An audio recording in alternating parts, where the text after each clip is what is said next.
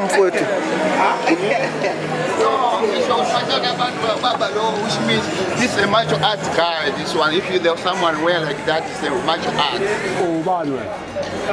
Mina uBasulu akwakaqopha ngwe eMalawi. So ngishophe eMalawi. Yeah. Uyashesha nabasheshayo. Kaza uthi nawo. Uchaza ukuthi njengoba behamba ngeteti nawe okanye na. Ngiyazama impilo yami kodwa ngithanda ukufika manje inkinga ukuthi ngayifisa impilo yami ukuthi ngihambe ekhaya kodwa inkinga kwamanje ngibeke ngaso imali anginayo kodwa ngiyafisa even namhlanje ngihamba ekhaya ngoba ngibona isimo asikho right. Mina bengizocela ukuthi mhlambe uzame ukuthi okungenani ukhulumisane nabafweni noma ozakwenu nikwazi ukuthi nihlanganise nihambe ngoba uyabona ukuthi nangaze kufike lezi yateti sekugcina kungazathi manje benivele nicishe ukuthi kumele nishawe nenziweni corruption engase ibe khona. Sengithi mina njengekhetho akwenzeke lokhu ngokukhulu ukuthula. Asingakhulumile umuntu mdala ukuthi impilo yami ngiyafisa vele kodwa nje abantu bengawathemba ukuthi even ekhaya bahlangane nesimo leso akanalutho nabo kodwa impilo yami ngiyazama. Manje wena mfowami ngicela ukubuza ikhona indlela oyenzile ukuthi uthole izimfanela zokuthi ube la amaphepha? Yeah, nginawo. Unawo? Nginawo. Avalid? Avele ngakukhombisa even kwamanje ngi-right.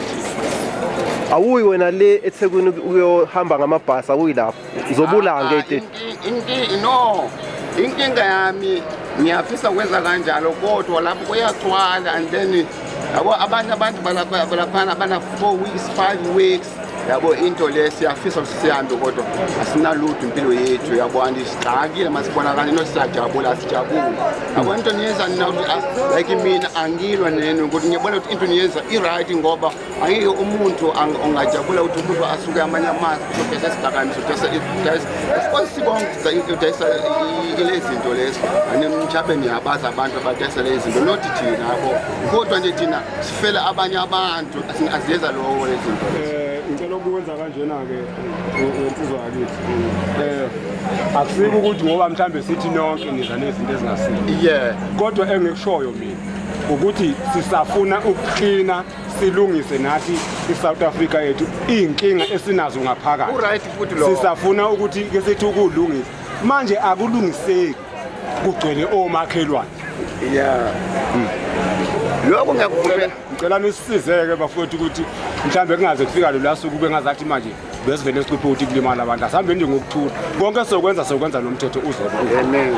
Inkani ayidingeka kufika insuku akufika kubonakala ngalo lasuku cha abantu bayahamba noma kuthiwa mhlambe ukhona kuthiwa nivimbezele ngapha eThekwini ukuthi nisashoda ngezinto zokuthi nifike La eBergville cha. La eBergville isikhathi siphelile. Yeah. Wena bhuti ngokwakho umisela ukuba kuphi ngeteti? Uzobusendlini, uzobusebenza, uzokwenza njani ngeteti? Mina ngiyafisa ngoba uthi namanye out abasibahlala naye bengifisa ukuthi ngizobanga lesi sikhathi ngoba uthi ngibona isimo asikho right we had no any protection, you know what is happening right now, and for me for my life I don't disagree with you guys because everyone if umuntu ngene endlini kumele ulishaya kodwa into yangisho yethu yabo. We know we are not all the people doing such kind of things. Like we are people Malawi. You can go to the history of Malawi. We don't fight with people. We don't do selling drugs, we don't selling guns, we don't know even spam. It's one of South Africa spam. Yeah. I mean, I'm not saying for myself, but influence like one man.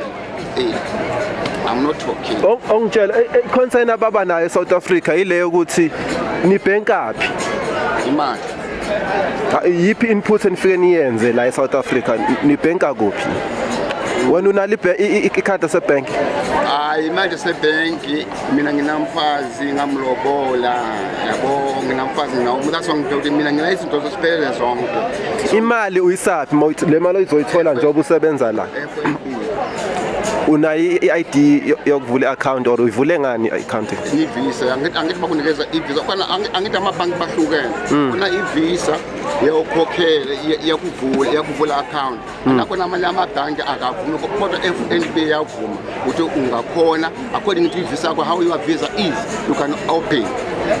We are tax or when? Intela, tax. Yes, I do. You get taxed. Yes, I get tax. That's why I've said that. So the business or run is it registered or it's just No, this is not my streets? business. This is not my business. Oh, you have another business somewhere. Oh.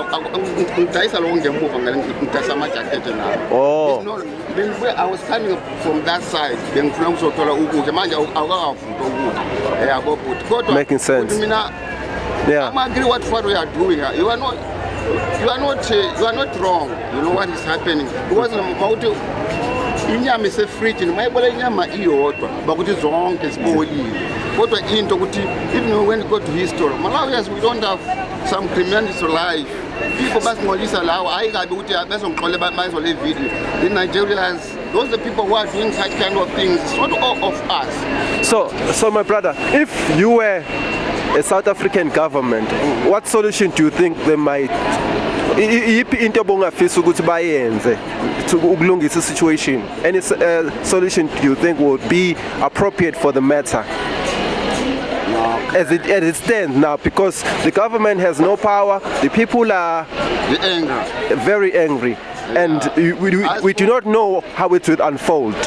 Yeah, but what's the solution? As mine, if I would be a president, I would say that I don't know. I can speak to my own. Yeah. If I'm wrong, you understand? Yeah. To all those people who have got passport, people who have got permits, yeah, you can register them, and to know if they're doing some crime, you cannot locate where they are. Yeah, because you cannot someone. I know I'm not Tetwa Zulu. You cannot go inside of the house of someone without taking out the hate. Yes. Without cocoa, you just go inside. You have to come, go down, and then they say, sit down, you sit down. That's the way how it is. I'm not fighting with the people of South Africa, what they are doing. They are doing a good thing, but some of them, they're putting intimidation on us, which is not right. Like, for example, there's other people who are moving in the street here in Bergville. They look with some passport ID. Why you have got no, you have got no what? You have got no ID. No, he's not. You have got no ID for a policeman. You have got nothing, just collecting some people money. That's the problem of what we are facing here. There's some other people who are doing such kind of life, which is not all right, my brother. Even you. Okay. Because they will not stop. They will not stop, you know that? Yes. And it's gonna escalate. Yes. It's gonna be worse. Yes. And you guys don't know any history of Bergville. You have no idea. You only see foolish, drunken people. Most of them are drunk. You can see them. But I will tell you, these people are very dangerous. 98 hours here. Yeah. Do not underestimate them. I would encourage you to go or maybe find another location, not here in Bergville. As small as this town is, and you may look at them, they are just nothing. There's a lot of them in Joburg and in Durban. And there's a threat that is saying foreign guys from Ladysmith, Winterton, all the neighboring towns, they are coming here. So they want to protect Bergville. So do something about that, because even Bergville is under pressure. No one is going to protect you. No one knows what will happen. Yeah. So better be safe. No, it don't. Do you have a safe plan? You need a safe plan. That's what as regarding khulume ukuthi implan yani bengikhuluma namanye out bemhlawumbe bangisenda imali ngizobaseve lapha ukuthi ngingaguduka yabo. Yeah. The rural area, it might seem like a safe place. It's the west. Yeah, yabona ke mina. Trust me. Bengila 2008 bengisempumalanga. And into le mina ngiyayazi. And that time and kwenzeka ukuthi bengina imali vele. Ngahamba. You understand? Of course ngingathini ukuthi isahlupheka amakhaya mfethu. Akekho ongahlupheki mfethu. The whole of Africa. Akufani mfethu. Wena ucanga ukuthi labantu bala eBergville bakhona la basebenza khona? No, yabona mfethu ngibuza la. Yabona mbuzo konke.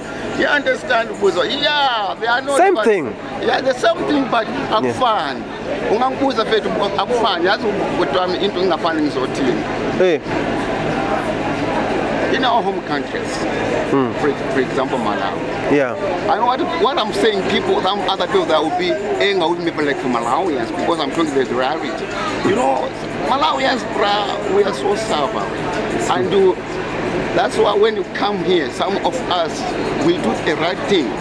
We work hard, we get some little things. But I know what makes you angry. Some of us, we like to get small money, which is not clear. Yeah. You understand what I'm saying, my brother? Yeah. Yeah, so my point I should say, man thinking that image, maybe 3 weeks ago, I would have gone. Because we are not safe, bro. Like me, I'm crying. And when I'm ngoba uthi ngumuntu kodwa I'm not safe, bra. Ukudla kungeni. Awungeni bra, akukhuleki bra yami.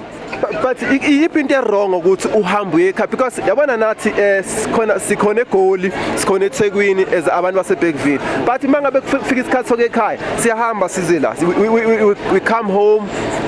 Why ungaye ekhaya? When was the last time you were home? My last home it was February 2026.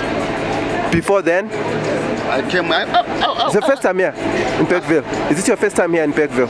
No, it's not my first time. I've already said that I was home. Oh. I was home only. I left here 14 September. Yeah. 12th of September. Yeah. And then we vote. Then like enough vote. And after voting, I came back. I was at home more than for 6 months. I just came on 20 February. I was here in Bergville. Yeah. So, yeah. Mina engingakusho nje webhutwana. Yeah. Ukukhuluma kwakho kuyazwakala. Le nkinga onayo yilena nathi esekene nayo. Ingakho sithi thina okunye nokunye uzokulungisa sokulungisa phambili.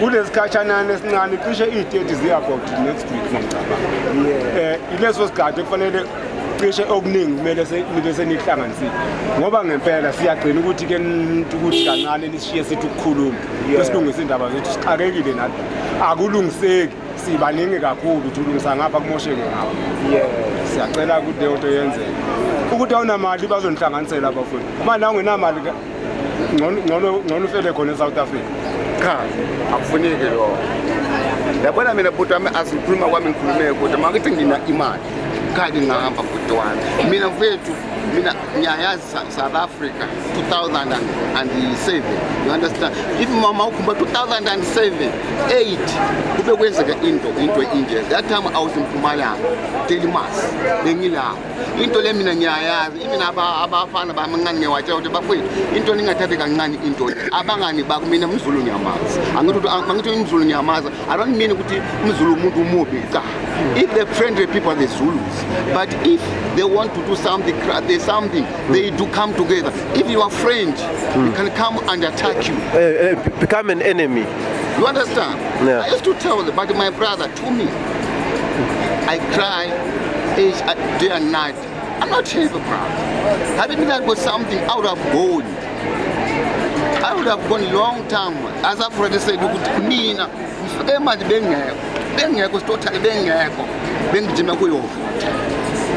how much is your ticket to Malawi? To Malawi. It depends how much. Amaticket manje bayiphezulu manje ngoba ukuthi babona more. How much is the ticket? The ticket is now 3,000 but we are basically below 2,000. Hayi lo mali iningi kabi nale mali oyizama la emajacketini hayi iningi kabi. Yeah, zama nkabi yami singadlali mfowami. Yeah, I understand. But for your safe ne mina mfethu an African brother is my brother but because we will not predict what will happen. We can't protect you or do anything about it. Even the government is confused. They don't know what will happen. Yes. Nobody knows. So why not be safe and then see after? Just go home, bruh. As I've already said, that's my wish, but I've got nothing. No, you can't. It's been like 2 weeks or 3 weeks. You've been generating money left, right, bro. Do something. Just be safe for your family. You're gonna come back. That's it.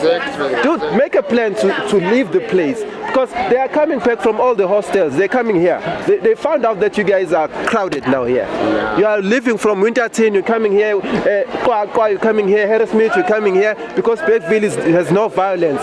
You don't know that. And I hate the story. I hate, You don't know that. I hate that. Think about it, eh? Yeah, thank you. I don't appreciate Sure. telling you.